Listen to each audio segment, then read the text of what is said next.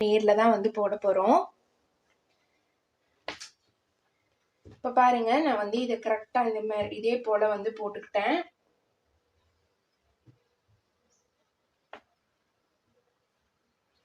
அந்த பிளவுஸ் வந்து எந்த ஷேப்பில் இருக்கோ அதே ஷேப்பில் இதே மாடல் நீங்கள் வந்து போட்டுக்கோங்க.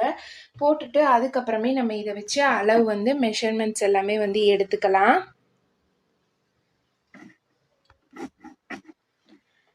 இப்போ இதை வந்து நான் கரெக்டாக அப்படியே போட்டுட்டேன். இதில் வந்து பார்த்தீங்க அப்படின்னா நெக் போர்ஷன் எல்லாமே கரெக்டாக வச்சுட்டேன். ஷோல்டர் கரெக்டாக இருக்குது.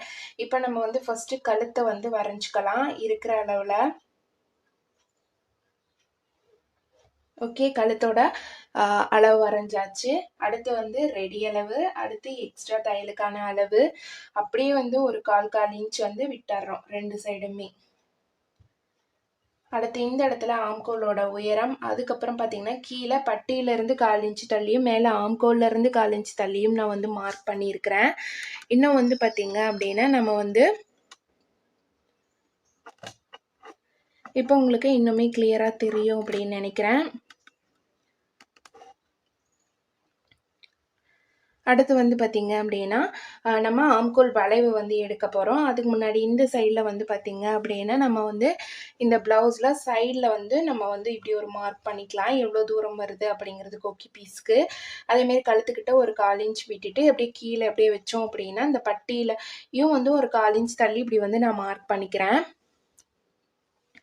அடுத்து இப்போ ஆம்கோலோட உயரம் வந்து எடுத்துக்கலாம். ஆம்கோலோட உயரம் எடுக்கிறதுக்கு நான் சொன்ன மாதிரி தான் இந்த இடத்துல நம்மளோட விரலை 3 இடத்துல இதே போல் வந்து வச்சுட்டு அதை அப்படியே பேக்கில் திருப்பி நம்ம விரல் வர இடத்த நம்ம வந்து மார்க் பண்ணிடணும். மார்க் பண்ணிவிட்டு இப்போ இது வந்து எக்ஸ்ட்ரா தையலுக்காக நம்ம வந்து விட்டுடலாம் இவ்வளோ தூரம்.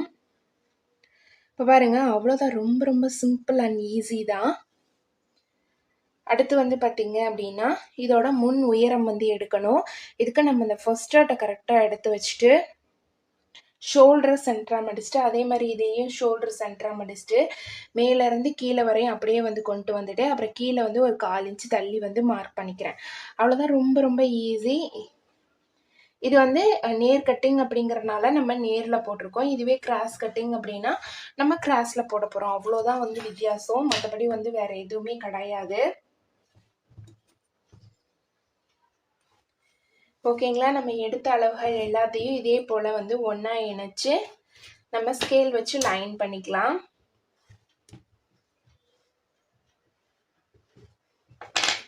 இப்போ இதை வந்து நம்ம கட் பண்ணி எடுத்துடலாம்.